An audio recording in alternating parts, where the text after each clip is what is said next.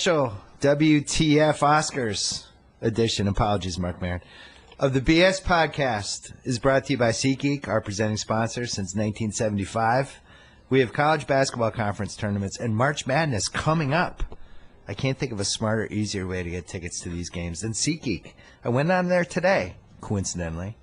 There were a ton of good seats available for the ACC tournament at Barclays. This is what happens when you go on SeatGeek. You find seats. I've had SeatGeek on my phone for 2 years, and it's by far the easiest way I've found to shop for the best tickets. Thanks to the revolutionary grading system, buy and sell tickets in just 2 taps on your phone. Everything is fully guaranteed. Try it out. Download the SeatGeek app today or go right to SeatGeek.com. We're also brought to you by The Watch, one of our Ringer podcasts that had a live post-game show after the Oscars last night, not realizing that this would be like having a live post-game show after, like, Jack Ruby shot Lee Harvey Oswald or something. Like, it was that kind of what the F moment. And check that out, The Watch. You can hear them, Andy Greenwald, Chris Ryan, and a special guest, Amanda Dobbins, reacting in the moment. Or you can listen to us right now. We have Sean Fennessey and Wesley Morris coming up to talk about the craziest Oscars of all time. But first, Pearl Jam.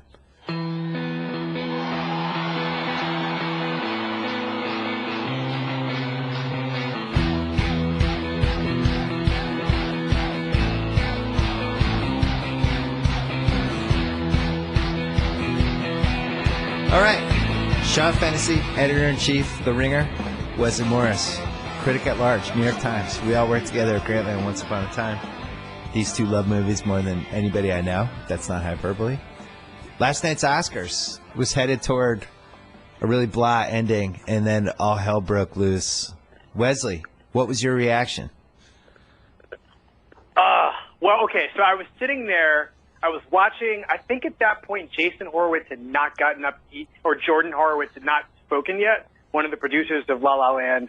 But I was noticing behind him, Warren Beatty and a guy, like a stagehand with a microphone, was like looking for something. And I just knew. I knew somebody had won the wrong Oscar. I don't know. I didn't know who it was. I didn't think it would have been La La Land. I actually didn't know. But I knew somebody had made a mistake, and that mistake was going to result in somebody having an Oscar confiscated. Sean? Yeah, there is an amazing moment in that video where you see a body flash across the screen while someone's giving a speech, and it looks like it's almost like a recreation of the streaker from the 70s in front of David Niven, but it's someone holding an envelope basically, and it's totally bizarre. I was floored, obviously. This is insane. This is crazy. These things are the most managed public acts in the world. Yes. So to get something like this wrong is utterly insane. I think what your reaction was says a lot about you as a human being, because my reaction was that somebody crashed the stage and was pretending that they won the Oscar and was trying to take it, and they were trying to get this person off, and it never dawned to me that it was the wrong envelope, because how could that happen? They have, a famous accounting firm that makes it, but then it was like Usual Suspects. Then you think like, oh, wait a second. Beatty did look at the envelope, and then he went in to see if something else, and then it all kind of fell into place. Barry Jenkins is Kaiser Soze. Yeah, he did it. Yeah. Well, here's the mystery, though, right? I mean, Bill, you should ask your question, but I just want to present this to think about. What did Faye Dunaway see when she said La La Land? Because I think she just assumed that was. I think she might have inferred from Emma Stone's her name being on that card. I don't know, but Wesley, I think it said Emma Stone and then La La Land underneath it, and that's right. But the print is so small on the identification of the category. Do you see what I'm saying? Yeah. Like, it's not like in the largest font it said La La Land. It would have said Emma Stone, which meant that Faye Dunaway, eagle-eyed Faye Dunaway, just went right to the bottom of the card where it said it. I mean, she's won an Oscar. She knows what the card looks like. That's true. Good points. Faye Dunaway's old. I think you got to just remove all whatever off the table. I hate to use the old people thing, but like, if my mom was up there, first of all, My mom, when we're at a restaurant, needs like a bright light to, like, she probably couldn't see. She probably just saw Emma Stone and was like, oh, it's La La Land, and wanted to get it over with, would be my guess. It also wasn't her job to read that name. Like, clearly Warren Beatty was going to read the name. You see him open the envelope. He looks at what's on the card, and he's baffled. Yeah. And then he passes the buck quite clearly. Right. So well, I think was he was trying to show her how weird this was, but he couldn't say into a microphone, "Hey, don't you find this crazy? This says Emma Stone." I want to know what you guys would have done in this scenario. I would have stopped. I told you this last night, Bill. I would have pulled an Adele and just said, "Wait a minute, stop. This is not right." I would have basically done what Jordan Horowitz wound up having to do. Right, to say, but let's say Leo opens the envelope.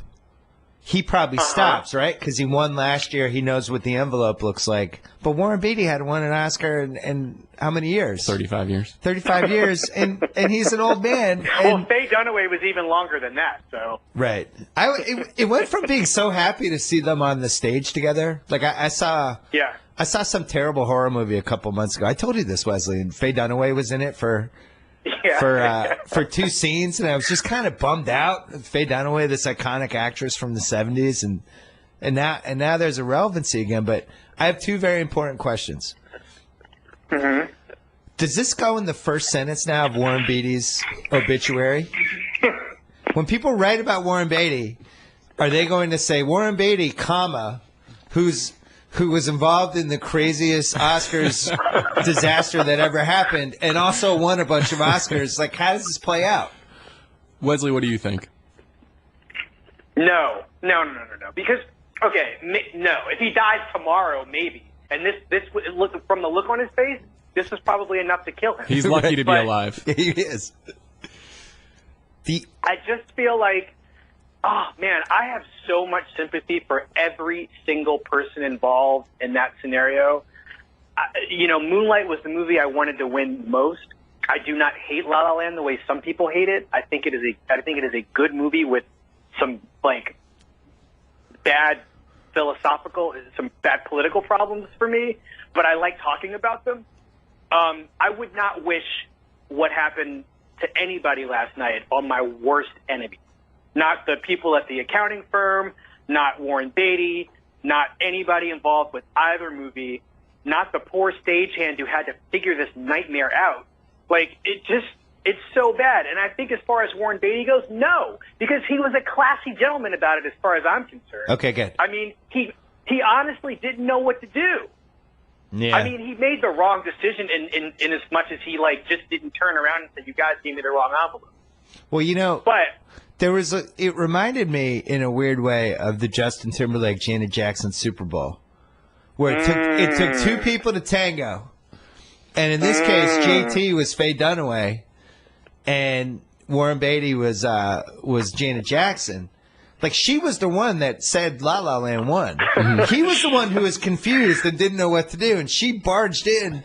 And then the reaction was, oh, Warren Beatty, what happened? It's like, what about Faye Dunaway? She's the one who ripped off the thing and showed the nipple. I think it was because he was so expressive in the moment. He's become such a ham in his dotage, and he's so good at kind of popping his eyes and making a face that makes you think like, oh, Warren's up to his old tricks again. Yeah. So, I think neither one of them is really at fault. I was just at Starbucks 5 minutes ago, and I grabbed the wrong coffee. Someone got their coffee ahead of me, and I went to go drink it. And someone was like, that's mine. And I was mortified. Mortified. Because I had made that mistake. And that was in front of 5 people in a Starbucks. Not 120 million? Not 120 million people. Sean, can I ask you a crazy question? Go. Did you take a black person's coffee? No. It was a small white woman. And she got it. I've known Kimmel since November 2002. And he's one of those guys. He's like Nick from The Bachelor. You can read his face at all times. And he was really upset at the end. Like, that was the I'm genuinely upset Jimmy face. Like, I think he felt horrible about what happened and just didn't know what to do. And he actually handled it really well. I mean, think about, like, if Seth MacFarlane had been the host for that. Or some of the other hosts they've had. Like, that could have been a disaster. Bill, I think Jimmy was a great host. He was really, really good. I agree. He was there the whole night. He never flagged. But I will say that moment, he trying to add some kind of levity, and then he made a Moonlight joke, and I think that was the one part of the night where his improvisational and fast thinking, it just didn't work because something serious was really happening, and it clearly wasn't funny to anybody. That's a fair point. I don't think I think when you're in the moment like that, you don't realize the gravity of it. You're just trying to be like, oh man, I better, but I think everyone goes under the bus here. And no one was at their best in that moment. This has never happened before. It was incredibly weird. Even a lot of people have gone out of their way to compliment Jordan Horowitz, like you pointed out earlier, Wesley, about the way that he handled himself. He did handle himself very beautifully, but there are plenty of people on the Ringer staff who were like, yeah, but the way that he talked about my friends in Moonlight, that made me uncomfortable. Come on. There's what are you all kinds of criticism and Yeah. undermining, and we're on uncharted terrain here. Well, no, go ahead, Wesley. I don't know. I just think that.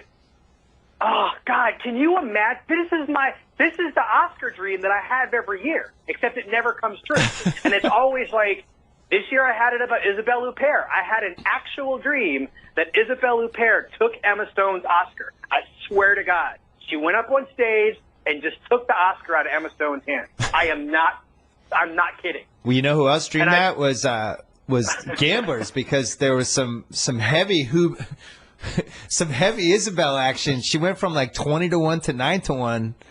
And then on the other one that had a lot of movement was Denzel.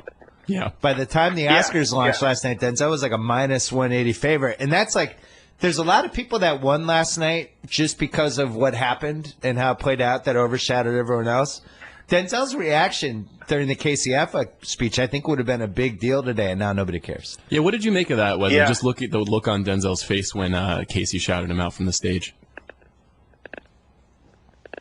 Again, these are scenarios in which, they're for the great. I don't ever want to experience any of that in my life. And Denzel Washington, I don't know. He likes to win. Mm-hmm. I think by the time last night happened, it'd be one thing if he hadn't gotten anything for that performance, but was just consistently nominated all, throughout this entire process. But he won a SAG award over Casey Affleck.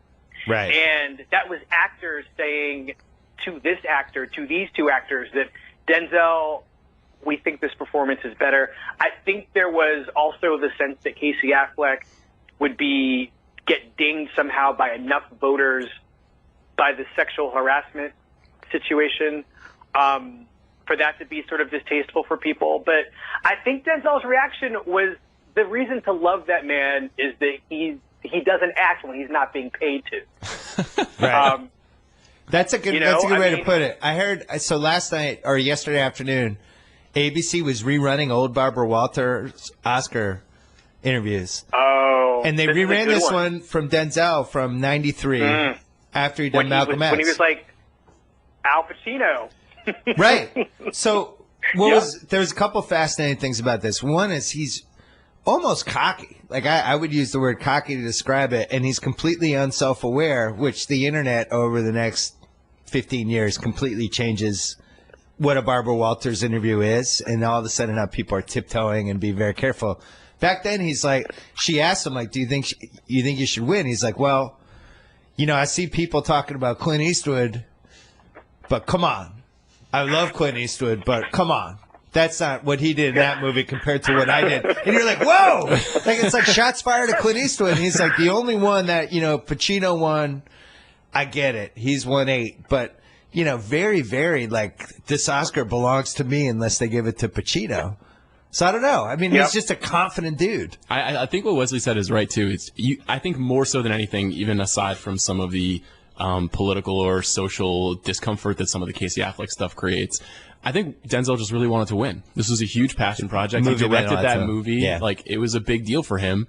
And I think because of that SAG award win, he thought he was going to win. And so I felt like you could see in the moment, he was kind of like, God damn it. I can't believe I didn't get this. I have a take that's going to make both of you uncomfortable. Casey Affleck should have won. It was a better movie, and he was better in it. And Fences was a half hour too long. I'm sorry. It just was. It was a play brought to life, and he's very Denzel in it, and he's very powerful. But Casey Affleck, that was like, first of all, it's the best performance he'll ever have in his career. The role was amazing. The movie was so affecting. And it's one of those movies I'm going to remember watching 10 years from now. I'm not going to remember Fences 10 years from now. Like, not with that kind of impact. Here's what I would say. I mean, you're right about Fences not being the movie the play is. It cuts a lot of corners. It's not as deep. There's something about having the camera in the way of these two people connecting and figuring out their marriage together that really works on the stage, that really doesn't work as powerfully in a movie. The other thing about Denzel is, and this is just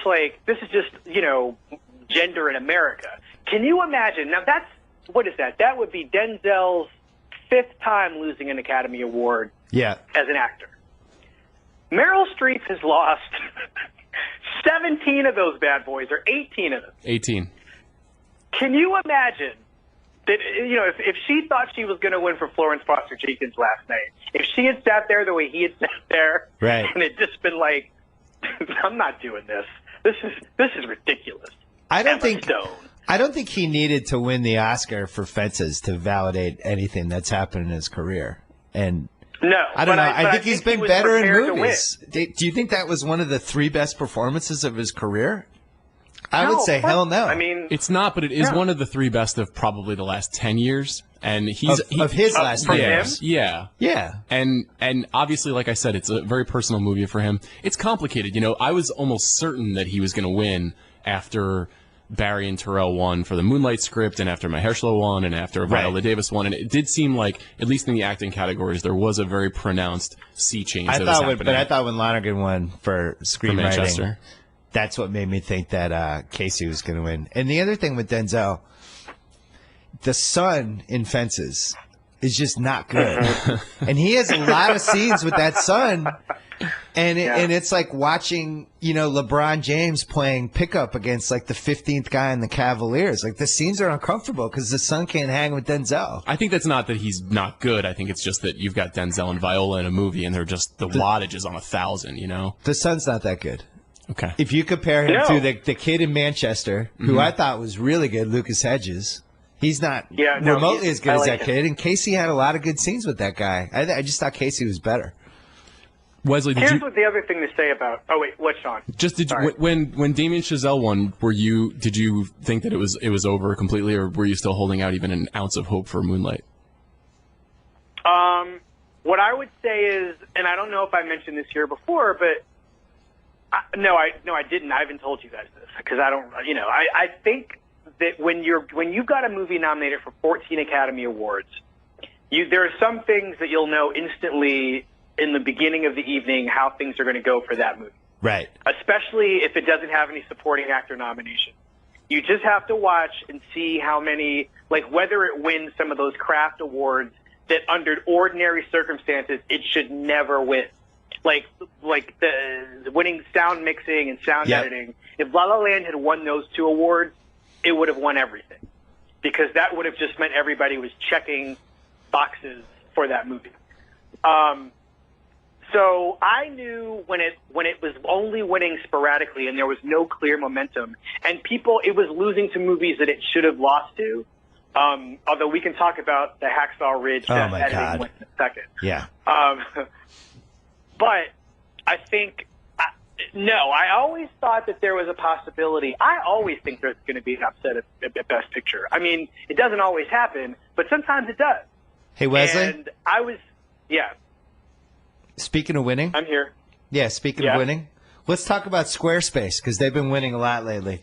If you've resolved to take on a new challenge, like starting a business, changing careers, or launching a creative project in 2012, be sure to lock down your next move with Squarespace. It's used by a wide range of people and businesses, including musicians, designers, artists, and restaurants, and maybe now Price Waterhouse, and allows you to create everything from a personal blog to a portfolio from which to showcase your work, or an online store where you can officially be open for business.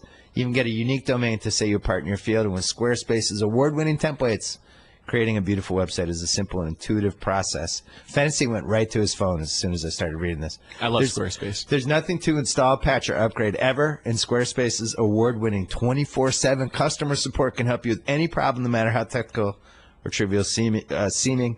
Start your free trial today at squarespace.com. Enter offer code BS, my initials, to get 10% off your first purchase plus a free domain. That's BS. For 10% off your first purchase at squarespace.com. Squarespace, make your next move, make your next website. I have another controversial opinion. I can't remember the last time I watched an Oscars where I felt like in the 6 major categories, I was completely happy with all 6 choices. Mm-hmm. Moonlight was by far my favorite movie last year. Mm-hmm. I was really happy it won. Usually I'm always mad at whoever wins the Oscars. And this year it was like, wow, they did it. That was the most affecting movie I saw the whole year, and it actually won. This is great. Not a lot of people saw Moonlight, though, and so when I was just looking at my phone, there's breaking news that this was the lowest-rated Oscars of the last 9 years. Yeah, that made sense. Which is something that people had been kind of talking about in the last few months. It's an interesting thing when a movie there's no like I wrote this morning. There's no precedent for a movie this small winning. A movie with a budget this small, with an unknown cast, with a filmmaker making only a second film, set in a city, like a place that people have never seen before. There's so many factors that go into the Moonlight win that make it so extraordinary, so unlikely.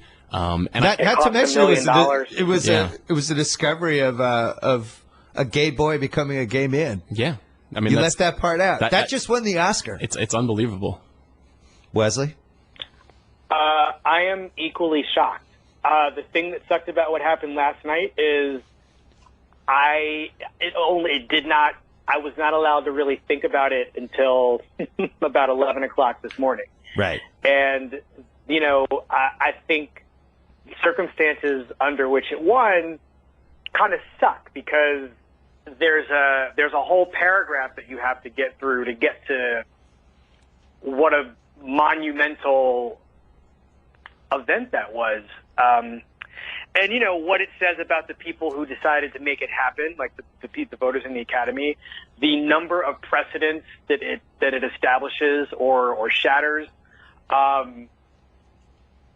don't know. I mean, it's from a studio that I would say basically has come out of nowhere, as A24 is having some of the best taste in film distribution, in American film distribution. It's unbelievable what they've done in 5 years.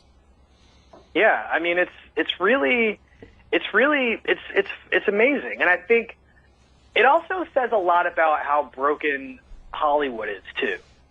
And this is nothing to do with how great a movie Moonlight is, but it's also really worth noting what those 9 movies were and where they came from, and who was in them. And I mean, there was a time when Fences would have been satisfied with having Denzel and Viola be nominated.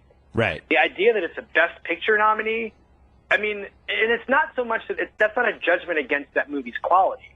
It's just to say that it was a pretty weak field, and I would say that Fences probably skated to that Best Picture nomination because those people in the Academy had to put something on their ballot. Yeah, and I wonder if it also. What have we had? This is like year 7 of more than 5 films? Yeah, 2008 was the first, or 2009 was the first year. It almost makes it easier for a movie like Moonlight to sneak in if it's 5 nominees. I wonder what the threshold is. Every year we talk about this, and this goes back to William Goldman writing about it 1 million years ago, but they don't show us the votes. Mm-hmm. I don't understand why. I think it would be really interesting to find out, Moonlight won by 7 votes. I think that's in play. Here's the breakdown. Or Moonlight only had 17% of the vote and it won. We don't know.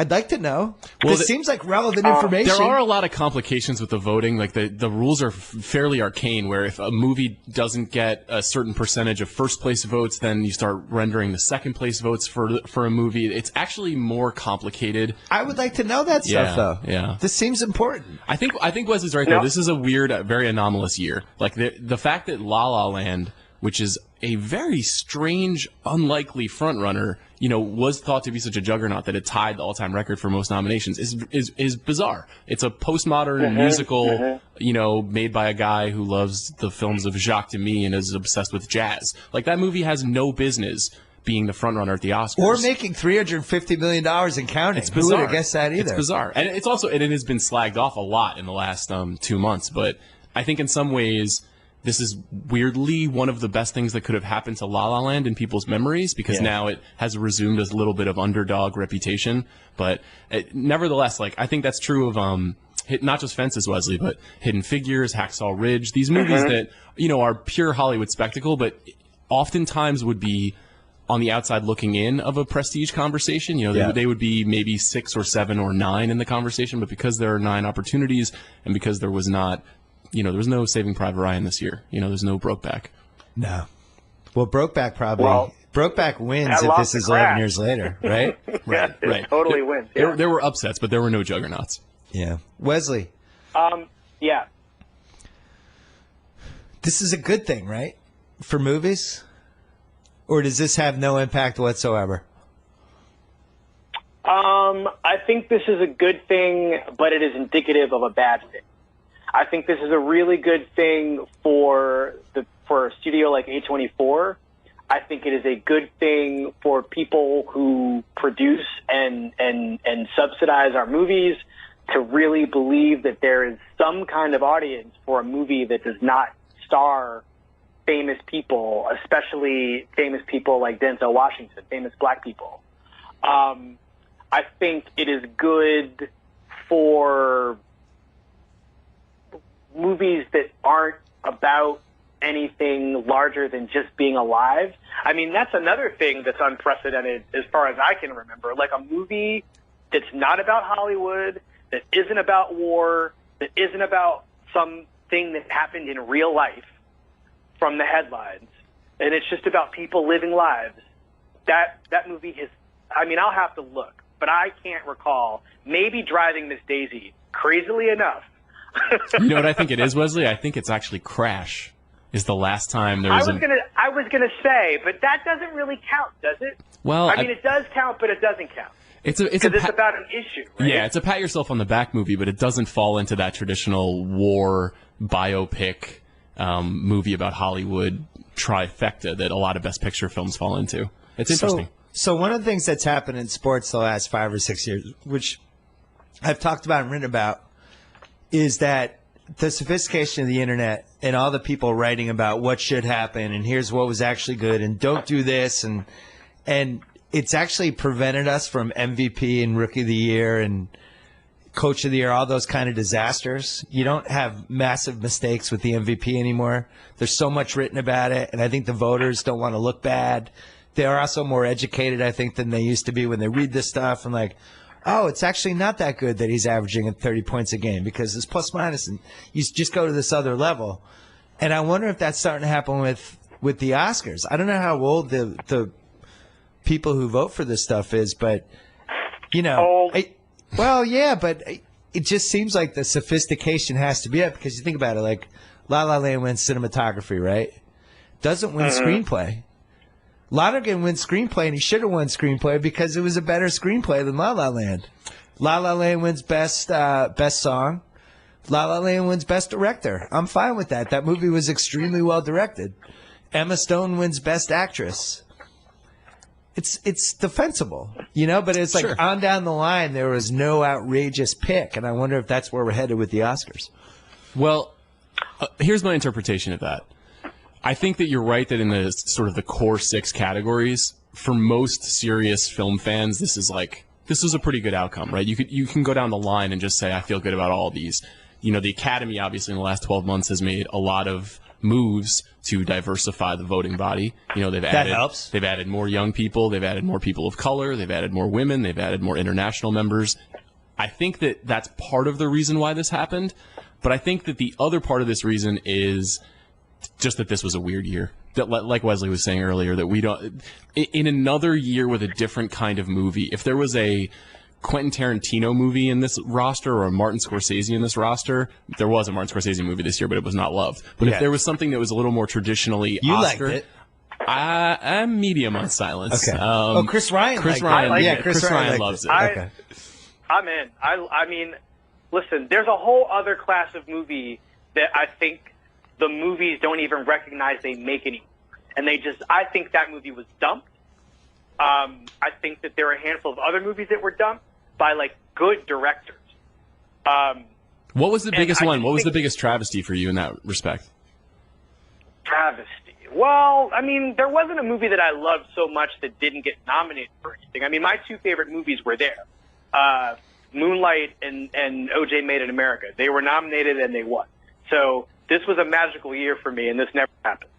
But I think that there was a time when, like, you know, Sully would have been, if there were 5 Best Picture nominees and not open to a field of 10, Sully would have been a Best Picture nominee. Hands down, no-brainer, easy peasy. But for some reason, I don't know what happened. Like Clint Eastwood has fallen out of favor with these people, but Mel Gibson is back. It's bizarre. Do you know what I mean? Like, I don't know. I don't know what. You can't tell a clean story about the Academy with this batch of movies. You just can't tell one that makes any sense. I think the Academy is as divided as the country is. I think, Bill, you're right. I agree with you. I think every year we should know what the breakdown is, because I'm sure that Moonlight did not. I mean, I'm not sure if the winner has to have a plurality or a majority. I mean, it definitely has to have a plurality. But I don't know whether or not, I just don't think that Moonlight got like an overwhelmingly high number of votes. I just think that things are so split. You know, I think Hidden Figures might have come in second in the vote. Great theory. I thought Sully should have been nominated because, as Amanda Dobbins said, it's 90 minutes, and that itself is a major achievement. To be able to tell a start-to-finish movie in 2017 that's 90 minutes, you deserve to be nominated. And all of those shots are the first take, because, you know, Clint only does one take. Clint was done. He finished the movie in 3 days. Amazing accomplishment. They did, and then the rest was CGI'd plane crashes. Just had Hanks coming in. Hey, all right, Tom, we're going to bang out that second courtroom scene right now. You know your lines, right? I'll put the cue cards right here. We can done by 5:30. Wesley, in 5 years, what is the thing that makes you the maddest about this Oscars? Oh, boy. About the show or the winners? The winners. Or the ones who didn't win. Who were nominated? I would say, I mean, listen, I can't be mad about Isabelle Huppert. I mean, as great as she was in Elle, that is like the tip of the iceberg of how incredible she actually is. I mean, she's given so many great performances that should have been given something that is almost, you know, if we cared about that sort of thing, really, we'd be up in arms about that. I think my thing is, I think Viola Davis should have been in the Best Actress category. Me too. I don't know how on earth, I mean, I know how it happened. I mean, it's all rigged for what happened to happen so she could win. But, I mean, I think she would have won Best Actress last night. I do, too. It's the equivalent of if Kyrie Irving, the Cavaliers, had put him in the Sixth Man of the Year balloting. And it's like, Kyrie Irving started every game. Well, we're putting him here. You can't say we can't. There's no rule that says we can't do it this way. But he never played. He never came off the bench. We don't care. That's basically what happened. She's in. Yep. I would say if you did a usage rate or you did time of possession of that movie, she might be in as many scenes as Denzel, or at least like 85, 90% of them. It's close. Yeah. That was outrageous. But that doesn't matter, right? For me, what matters is our Hannibal Lecter theory, right? Yeah, and that was wrong. And really. she should have. But that was wrong. We've argued about this. He was a supporting actor. He's in 4 scenes. I don't know. I don't think time is really. I just don't think that time. I mean, I guess this is an argument against my argument, but I think that it's really the impact you have on the movie and the moviegoer's appreciation of what happens in the movie. I'm willing to argue that Kevin Spacey might have been in Usual Suspects was probably a lead performance. Fair. There's a great story. I mean, the movie. There's a great story that Orson Welles tells about why he took a role on stage for this play. I think that was called Waiting for Mr. Chan. And the reason that he took the role, even though the lead character doesn't show up for the first 50 minutes of the play, is because the character's name is in the title of the play.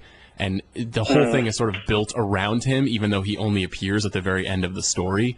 And that there are movies, I think Silence of the Lambs falls into that category of like, Silence of the Lambs is about Hannibal Lecter. It's about Clarice Starling as well, but the energy around that movie was about Hannibal Lecter in the same way that I think Interesting, the energy theory. Well, I think people are going to remember Fences in the same way because that Viola win was so expected and excited that people are going to really remember that movie as the movie where Viola won her Oscar and not, Denzel's directorial debut or even an August Wilson adaptation. They're going to say, oh, that's the Viola Davis Oscar movie. I'm going to remember it for the 20 minutes after it ended when it still kept going.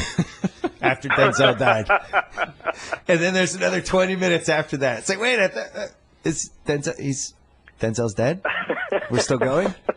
I think we're still going. There's one thing that is important to remember about this, everything that happened last night and the results of everything that happened, is that people think of the Academy and the voting body as just actors and directors, and there are a lot of people that vote for the Oscars that are technicians and producers and people who deal with money and people who deal with the business side of things and people who hold lights to shoot film. Like it's a much more diverse group of people than you might think. Some of them are very old, some of them are not keeping up with the film industry on a B2B basis the way that we might. But it's a very random group of people. Some of them are hanging out at the bar across the street, and some of them are at the Palm having dinner. There's a real complexity to the way all this stuff shakes out, and that's why some of it is inexplicable right now. Most memorable scenes, which should be an Oscars category and isn't. The best scene that I saw all year was Casey Affleck and Michelle Williams on the street with the little hill when she's apologizing to him. Like I'm still haunted by that scene. What are they doing putting that in the reel for Michelle Williams? I couldn't believe that. Yeah. And why put the Casey Affleck, the furnace exploded scene in there? Because a lot of people probably haven't seen that movie yet. Terrible. Denzel and Viola, the famous scene from that movie was amazing. Moonlight had like 4 scenes that are on that level or close, which is another reason why I thought it was the best movie. It has so many moments that you can just see in your head. I only saw the movie once, and I can see like 6, 7 scenes in my head. And that's why I feel 5 years from now. Like I'm looking at 2012 Oscars. We always said like you should wait 5 years to decide who should have won the Oscar for each category, right? 2012, The Artist wins over The Descendants, Extremely Loud and Incredibly Close, which was nominated. Wow. Yep. The Help, Hugo, Midnight in Paris, Moneyball, Tree of Life, and War Horse. War Horse. It's a tough year. That's a bad year, but who wins? But The Help? That's the last. Wait. So you're trying to figure out what the best? Yeah, who wins? If we have the ballot right now, Moneyball is the most fondly remembered of those movies. Moneyball might win. The Help was a huge hit. Wesley, save us. No, I mean I think The Artist definitely doesn't win. I mean, can you believe it even won now? It's shocking, and it's weird because I feel like there is a way that entertainment as a race of people, like entertainers as a race of people, really, I mean, it obviously appeals to those people who, without maybe knowing that they think of themselves as a race of people, are kind of a race of people. And there isn't one thing that I think one of those movies would bring enough people to. Maybe The Help. I think The Help's in the conversation. Best director, right, the guy from The Artist won. I think Alexander Payne wins now for The Descendants. Yeah, that seems would be my guess. Best actor, that's probably true. That guy from The Artist won. I think Brad Pitt wins in Moneyball, going away. I don't think there's any question. Can I just one low key winner of the Oscars last night is Brad Pitt. Yeah, Brad Pitt's production company, Plan B with Dee Dee Gardner, was one of the apparatuses that shepherded Moonlight. And Brad was not there, and there was not a lot of talk of Plan B. But Plan B secretly has now had 5 Best Picture nominees in the last 10 years and 2 wins. They also produced 12 Years a Slave. I mean, that's a pretty interesting thing for an actor's production shingle. Those things are usually very vanity. They don't necessarily make a big impact in Hollywood. So it's just an interesting thing. Anyway, Especially Brad Pitt, who nobody can tell if he's just this dumb stoner or if he's like this brilliant, it's all facade, and he's actually like a genius. Best Actress, Meryl Streep, Iron Lady. Glenn Close, Albert Nobbs, Viola Davis, The Help, Rooney Mara, Girl with the Dragon Tattoo, and Michelle Williams somehow got nominated for My Week with Marilyn. I think Viola Davis wins 5 years later. Sure. I would have gone for I think sure. Meryl Streep wins. I liked Rooney Mara. I like Rooney Mara, too. Best Supporting Actor, Christopher Plummer won for Beginners. And then it's a shit show, and I don't need. It's not even worth the conversation. Octavia Spencer won for The Help. That happens again. So we went like 3 for 6. That might be the worst Oscars ever. It's a pretty bad one. That was our first Grantland Oscars. We were all excited for it, and then it was like, yeah, it's going to happen. The artist. I think we're going to remember this year's Oscars a little more fondly than people, even though the movies weren't huge. I think there's some good ones that are going to stand the test of time. I really feel like Manchester's going to be remembered the same way like we talk about You Can Count on Me and some of those other ones. And Moonlight's going to be an all-time indie classic. And I don't know. I think La La Land is going to flip around the other way, and people are going to be like, this guy made his passion project. He never intended it for it to make $350 million.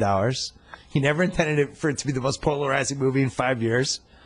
He didn't want any of this. He just wanted to make this movie with Emma Stone and Ryan Gosling. That guy's a great filmmaker. I really think this is going to be like his 5th best movie. Yeah. I sincerely believe that. Yep. Yeah. No, I mean, here's the thing.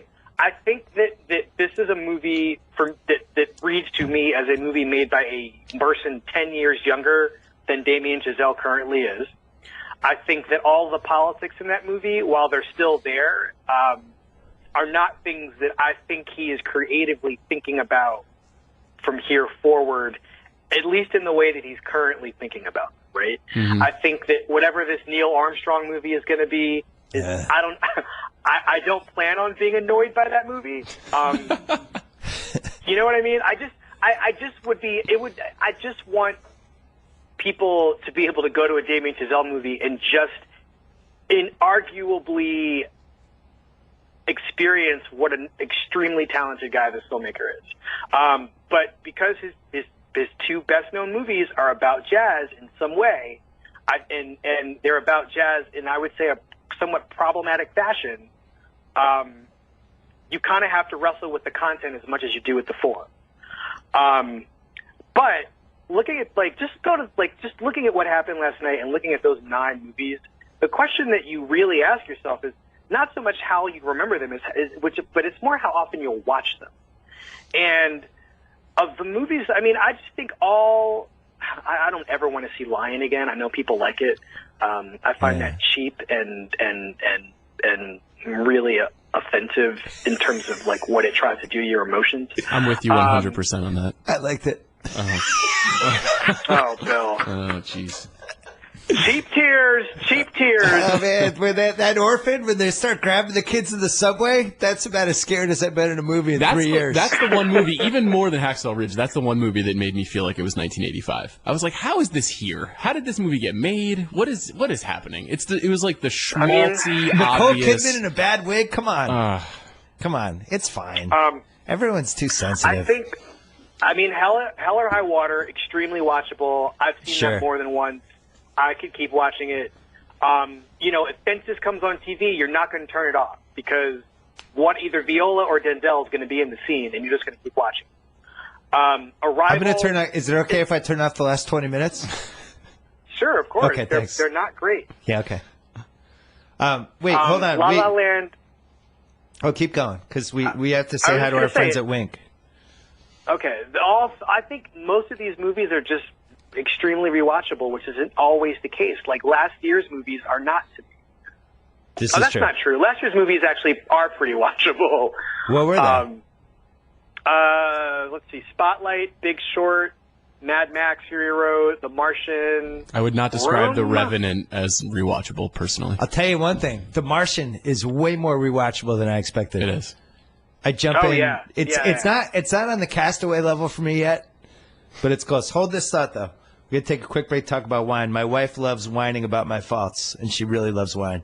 That's why I signed her up for our sponsor, Club W, because they made it so easy to get amazing wine delivered right to our door. Well, guess what? Club W is now called Wink, W-I-N-C, despite the new name and the improved look. It's the same old great wine company that works with winemakers all over the world to create wines you'll love. Wesley, you like wine. You love wine. I do. I've seen Guilty you drink as charged. wine. I'm sending you some Wink because you've been on like 7 podcasts. Yeah, I'm signing you up. It's a personalized wine membership that recommends wine specifically for you and me based on the results of our palate profile quiz. They'll even take your feedback into account so they can learn more about your preferences with every order. If you don't like a bottle they send you, Wink will replace it with a bottle you'll love. No questions asked. Sign up for Wink right now. Gain immediate insider access to the best fine wine from all over the world. Find out for yourself why me and thousands of others who love wine are raving about Wink. And I have some good news. Wink offering my listeners $20 off right now, plus complimentary shipping if you go to www.trywink.com/BS. Remember, TRYWINC.com/BS. Fine wine personalized for your palate coming right to your door. It's a miracle. That's trywink.com/BS. Okay. I was watching No Country for Old Men over the weekend. To me, that's everything I want from an Oscar movie. It was great in the moment. It has little like top of the career moments for a couple different people in the movie. It made me think. I liked it more the second time I watched it than the first time. And the scene from the moment Josh Brolin checks into the hotel room all the way through to when he ends up getting murdered at the pool, which we don't even see, I think is one of the best like 35-minute stretches of any movie. And Javier Bardem he becomes another human being. Like, I almost feel like the character he plays in that movie is not a real person and isn't even him. That's what I want from an Oscar movie. And I feel like of the ones we had this year, I think Moonlight comes the closest to that and might even match it. But great in the moment. I think it's going to stand this test of time. I think the acting performances will. I think we're going to remember it as an important movie. That's why I brought it up. Yeah, it's an interesting example, right? Because that is an example of a bunch of people who have 25 to 30 years of experience at their peak. Yeah. You know, from the Coens to Josh Brolin to Javier Bardem to Tommy Lee Jones. A little Woody Harrelson in there. Great Woody Harrelson. But it's also a very unlikely Oscar movie, and it's a good time to talk about it, too, because it's 10 years this year. Yes. Because it's exceedingly violent. It's very strangely told. The climax is not on camera. Right. There's just a lot of really unusual stuff that's happening inside of it. So it is both like a great example of what you're talking about, but Moonlight is almost the polar opposite. Everybody on screen, unless you're a big Luke Cage fan, you just have never seen these people before. It's it's Barry Jenkins' second film, but for most people it's his first. It's kind of hard to know. Like, Wesley, what do you see happening for the whole diaspora of Moonlight, actors, the writer, directors, producers happening now? Like, did they all become big stars because of this? I mean, Mahershala might. Naomi Harris is just one of those actors who works all the time anyway. I don't know what changes for any of these people. I mean, this is the thing this is the other side of what I was answering when you asked me before, Bill, what the pros and cons were of this Moonlight situation, like what changes. I don't know that a lot does. Unless I have to say, Sean, you brought up Plan B earlier. Plan B is a really good example of entertainment people putting their money where their mouth is. And, he can build houses in New Orleans. He can help, black filmmakers get black stories told, Brad Pitt. I think there have to be more people willing to lose some money or like roll the dice to make some money and get some attention and do some good in terms of storytelling. And I don't think it always has to be, they can be crazy things like Get Out, which is the #1 movie in the country, not winning any Oscars, but was clearly a movie that Jordan Peele felt like he had to make. Jason Blum gave him a little bit of money to do it. Jason Blum, who I think is officially the most important man in Hollywood at this point. Wow. Think about he's undefeated right now. And he doesn't give a shit about the Oscars. Yeah. He's at a 1 Oscar nomination. He produced Whiplash, or was responsible in some way for Whiplash. I think this is a guy who, he'll be at the Oscars again someday in like a major way, and he'll win. But once he finishes counting his money, yeah. Right.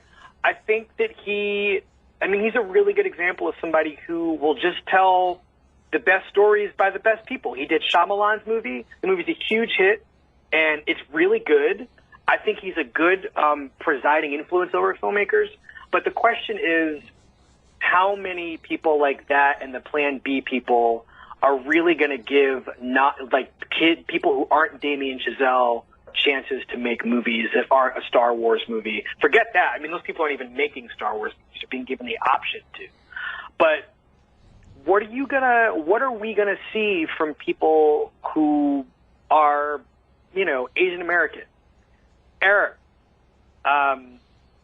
Latino? I mean, there's so many profoundly, deeply, more intensely underserved movie-going populations in this country than just black people. And I think that there's a lot of rewriting of a lot of capsized ships that has to go on too. And if Moonlight winning an Oscar can get people to begin to really reckon with what it means to diversify my movie-going experience, that's a wonderful thing. I've been alive long enough and the movies have been around long enough for us to all know that that's not entirely the case. Well, Moonlight, one of the reasons it works is it had to be a movie. I think where the big struggle has come, and we've talked about this before, just creatively, is what's a movie and what's a Netflix series. And whether Boogie Nights would have been a movie 20 years later, or whether Paul Thomas Anderson would have taken his Hard Eight money and just said, oh, Netflix is giving me $20 million to make Boogie Nights as a TV show, I'm going to do it. And just goes that way. Moonlight had to be a movie. Moonlight couldn't have been a Netflix series. Guess what Barry Jenkins is doing next? A Netflix series? An adaptation of The Underground Railroad that is not a movie. Colson Whitehead's novel. So, that's how it goes. That is the state of creativity. Like Wesley, I completely agree, and it'll be really interesting to see if there is some sort of cascading effect of opportunity here. I think in some respects there will be, in others there won't, because there's just people at the with their hands on the levers of power that are not totally comfortable making those decisions yet. But if Barry Jenkins can get $50 million to make an amazing Netflix or HBO or Amazon, miniseries, that's great. That's going to be great. I'll also just say that if Barry Jenkins is being given $50 million to make that and it's not going to the movies are dead. Yeah, that's not good. Well, we still have Mel Gibson. Oh.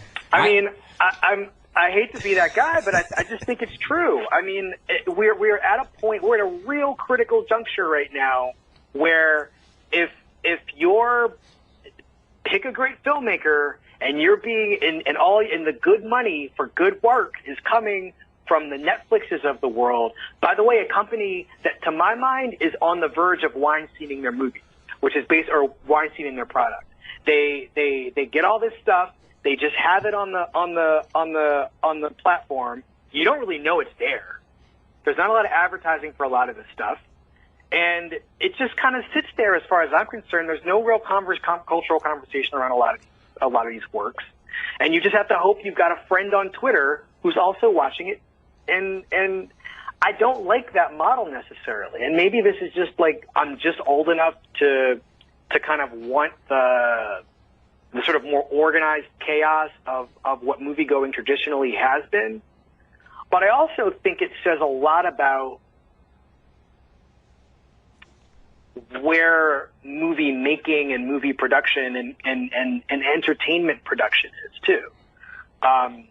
Everybody wants to be on a streaming platform because in some ways it seems like some sort of guaranteed.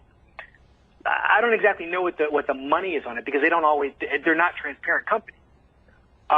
Well, it's transparent when you give somebody a budget. Like Scorsese couldn't make The Irishman for 5 years, and Netflix was just like, "Here's $93 million, go make it."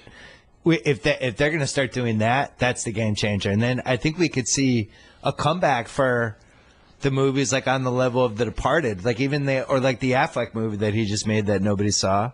Those movies are going to die unless Netflix is like, here's $90 million, go make it. One of the biggest commercials. They're dying, Bill. Well, one of the biggest commercials that aired last night was for Will Smith's new movie. Oh, that Will Smith Bright. thing, yes. Which, you know, and Brad Pitt's next big budget action film is a Netflix movie. And I think the thing we haven't seen yet that'll be interesting is how long and how aggressively Netflix puts those movies in theaters. Because, you know, they're always going to put movies in theaters so they can qualify. Yeah. Is it important to them to get The Irishman? And Amazon, too. Amazon, Don't forget too. them. Manchester by the Sea made $40 million because it was in theaters for 10 weeks. But will Bright, or more specifically, you know, The Irishman, be in theaters for 3 months? And if it is, then I think in a lot of ways that's a good thing. If it's just on the streaming platform, that is a very closed environment. And like you said, Wesley, you really need somebody to sort of recommend that experience to you. You have to hope that your 2-hour mid-tier drama is as virally appropriate as Stranger Things, which is hard. Wesley, this is going to make you happy. I know somebody who knows somebody at Netflix. The Adam Sandler deal was like phenomenal for them. Those Adam Sandler movies, like Are you talking about your daughter right now? No, I'm not talking about my daughter. She couldn't watch those two Adam Sandler movies. They're really the raunchy. R ones, yeah. But they do great. Everybody clicks on them. Like there's a reason they have the Adam Sandler algorithm, and they noticed everybody kept downloading and watching Adam Sandler movies, and they said, let's just give this guy what, 30 million, 50 million a movie, and he'll just make them for us. And those movies do great. And I think we're headed toward a world where the streaming services are going to be like, this makes sense for us as a model. We'll just do 10 of these. Let me just contradict myself for 1 second. I will also say that the upside of some of the streaming business, as a person who, for instance, really likes Brit Marling, right? Yeah. As a person who enjoys Brit Marling, I love that there's a world in which she is equal, according to Netflix, as Will Smith. They're equal people. Right. You know, I mean, she wouldn't seem to be, the Bright might get a little more attention than the OA, but at the end of the day, if I'm not paying attention to any of that and I'm just going to Netflix to find something to watch, they're going to be offered to me in probably equal measure. And it's up to me to make a decision. Yeah, and especially how they promote them. Like if they had bought, let's say that Netflix just made Edge of 17, a movie that I really liked, and I thought the girl was fantastic in it. And that was just like a Netflix original. Yeah, she did. She was. But they just bought that and they made it. It wouldn't have cost them much money. And then they're plugging it for a week. It probably does as well for them as the Gilmore Girls did on Thanksgiving. A lot more people would have seen it, that's for sure. Yeah, a lot more people would have seen it. It was good. I mean, she didn't even get nominated. She got a Golden Globe nomination. That'll do. I'm buying stock in her. As my buddy Gus reminded me on Twitter last night, I'm the same person who way back when said Justin Timberlake was going to be a megastar. And now he has officially fallen after that performance from Trolls. No, come on. He was great. That was good. Yeah. White-splaining Bill Withers to Denzel Washington. Give me a break, Justin. All right, maybe that was rough. All right, we're going to wrap it up. Did we hit everything? I think we did. I just want to exclaim one more time how crazy what happened last night was. I mean, it's just crazy. Yeah. And I feel really bad for those movies. Yeah. No, I mean, I feel really bad for the La La Land people. I feel really bad for Warren Beatty. But I'm really happy for Barry Jenkins and the Moonlight people. I really am. While we've been recording, PricewaterhouseCoopers officially claimed full responsibility for the screw-up, which is interesting. I'm not sure if somebody was forced to take the bullet there. I wonder how many people got fired today. This was one of those, I mean, can you have a more public failure than what happened last night? No, you had one job. It's the definition of you had one job. Hey, Wesley, quickly, 2017, what movie have you liked the most so far? Get Out. Okay. So I need to see that this Get week. Out. Same. Okay. Yeah. Not John Wick 2? John Wick 2 is good. John Wick 2 is fun. I like Split, but I mean, Get Out is it's not even perfect, but I mean, the things that are imperfect about it are even kind of special and weird. And it's a horror comedy, but it is also, by the time you get to the final 2 or 3 scenes, it's a tragedy. It is a real, honest to goodness American tragedy that is, given horror comedy clothing. Well, my dad was in New York City this weekend with my 2 cousins, and they saw John Wick 2 at a 4D theater, which he didn't know what that was. It was just what the time was. He's like, they were shooting water at us. The seats were moving. Like it was like he had no idea this world existed, and he highly recommended John Wick 2. He said air would come out of his seat every time John Wick killed someone. That was like smell-o-vision. Yeah, and he's like, and he killed 128 people. I don't know if that's more or less extraordinary than the fact that Get Out is the #1 movie in America and Moonlight won Best Picture on the same weekend. It's bizarre. Yeah. I don't know. Wesley, 2017. All right, Wesley Morris, when's your next piece coming out in the Times? I don't know. I'm working on that. Right. I'm having an awesome conversation with A.O. Scott Manila Dargis, but other than that, I'm working on some things. All right, and we can hear the Still Processing podcast on iTunes and SoundCloud and Stitcher and Overcast FM and wherever else podcasts are sold. You can. Thank you, Wesley. Thank you, Sean Fennessey. Thanks, you edit Bill. a website called The Ringer, I heard? TheRinger.com. Okay. There's some Oscar pieces. Several. And it's Food Week. It's Food Week. On The Ringer. This is a hell of a time. Lots of food. Food Week. Food Week. Get in there. The 50 best fast food items. The making of a perfect vegan burger. Many other pieces to come. I love you guys so A lot much. of Danny Chow. I love you guys so much. We're doing a lot of stuff. Adam Perry Lang I is love you involved. We guys. did some videos. Yeah, there might be some great chefs. We'll see. I might have a hot take about food in me. Oh, boy. Yeah. Today's episode of the Bill Simmons podcast was brought to you by Shack House. That's our golf podcast sponsored by Callaway. This week, Joe House and Jeff Shackelford. Speaking of food, Joe House. Hey, did we leave Joe House out of Food Week? Shit. No, it's not too late. We got 4 days left. They're back talking about the WGC Mexico Championship. Subscribe to Shack House at iTunes.com/The Ringer or wherever you get podcasts. Thanks to SeatGeek. Download the SeatGeek app today or go right to SeatGeek.com. Thanks to Pearl Jam. Sign up for a 10 Club digital membership on PearlJam.com and get full website access plus priority ticking plus exclusive merchandise plus tons of other stuff. That's at PearlJam.com/10-Club. And thanks to Wesley Morris. I miss you. Thanks for coming on. Always a pleasure. And thanks to Sean Fennessey. We'll be back later this week on the BS Podcast. Bye, Wesley. Bye, Wesley. Bye, you guys. Food Week.